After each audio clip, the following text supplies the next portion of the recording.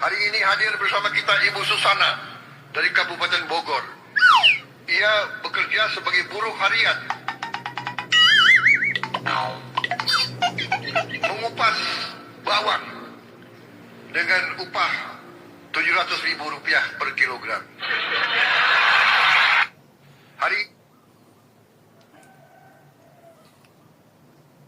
Assalamualaikum warahmatullahi wabarakatuh. Alhamdulillah. Selamat pagi para sedulur-sedulur yang saya cintai dan semoga dicintai oleh Allah SWT.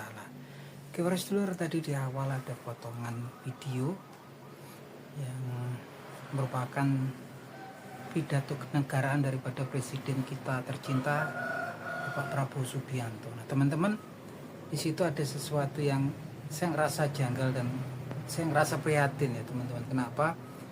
Karena kemudian pidato ini menimbulkan banyak tanda tanya ya di masyarakat, dimana kemudian di acara kenegaraan gitu kan, sampai kemudian di presiden sepertinya blunder.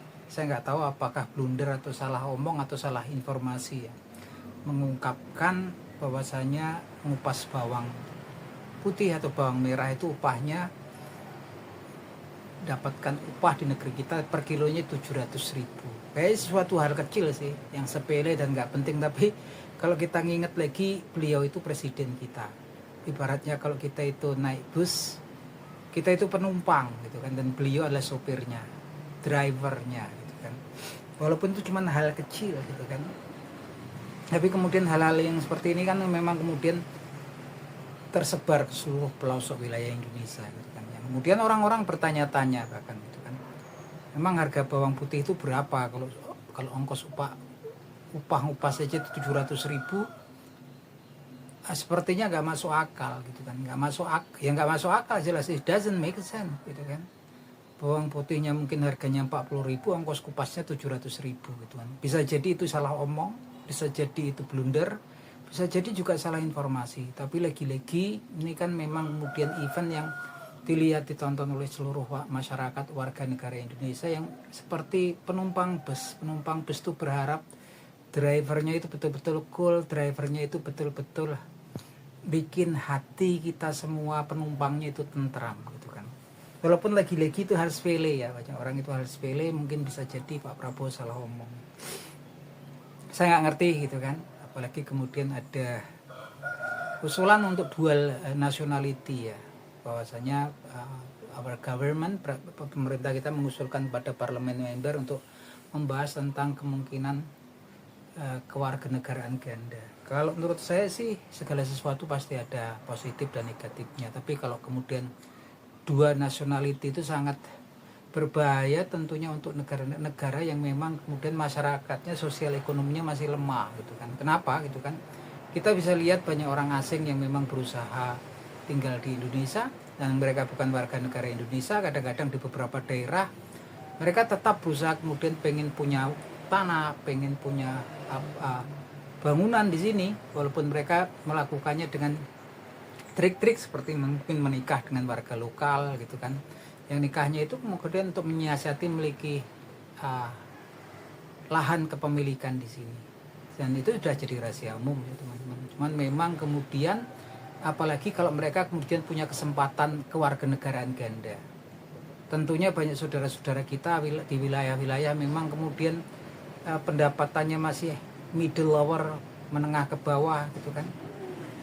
Kalau orang asing punya kewarganegaraan ganda, tentunya mereka bisa menguasai lahan yang luas di sini, bebas untuk beli lahan, tempat di sini yang memang kemudian kemungkinan besar gitu kan mereka bisa dapetin itu dengan mudah.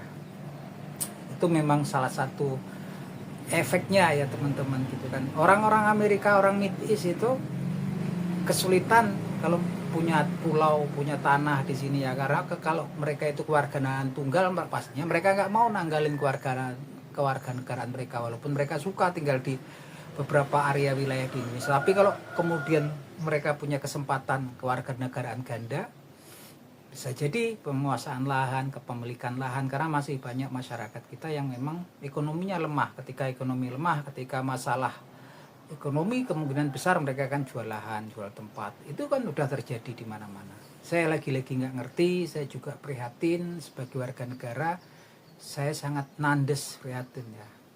Karena lagi-lagi hal-hal seperti ini seharusnya memang melalui penelitian panjang dan kemudian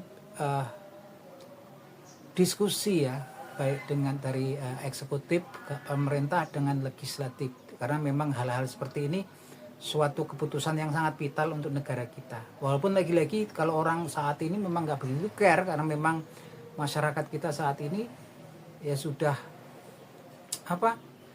sibuk ngurusin kebutuhan hidupnya sehari-hari yang sepertinya mencekik kita semua gitu kan. Sementara saat ini memang beberapa daerah juga bergolak gitu kan. Mereka pastinya kalau bergolak itu nggak lain dan nggak bukan ada ketidakpuasan gitu kan. Ya kemungkinan besar masalah ekonomi kan. Akhirnya memang ke depan kita harus lebih hati-hati saving money kita, karena memang saat ini nggak, kita udah sepertinya kalau saya ngerasa sendiri ya, krisisnya itu udah krisis ekonomi, nanti ada krisis politik gitu kan. Krisis ekonomi, krisis politik ini kalau bertemu gitu kan, krisis ketidakpercayaan masyarakat gitu kan, krisis kalau ini semua bertemu ya memang kemudian bisa kondisi ini nggak menentu gitu kan. Dan lagi-lagi kita itu butuh driver, kita butuh supir yang bisa nenangin kita semua gitu kan, bukan dengan hal-hal manuver-manuver yang bikin kita semua kadang-kadang khawatir gitu kan. Nah kalau menurut teman-teman apa yang terjadi kemarin, teman-teman mungkin punya pendapat, monggo silahkan teman-teman tulis komen-komennya ya, berikan komen tentang kondisi yang terjadi di negara kita. Yang sepertinya kalau menurut saya sekarang krisisnya itu udah krisis ekonomi, krisis politik, krisis sosial. Ini memang kedepannya kok bikin kita semua prihatin dan ya betul-betul prihatin gitu kan. Teman-teman monggo silahkan tulis komennya di kolom komentar. Akhir kata semoga bermanfaat obrolan kita pagi hari ini. Akhir kata wabillahi taufik wal hidayah. Wassalamualaikum warahmatullahi wabarakatuh.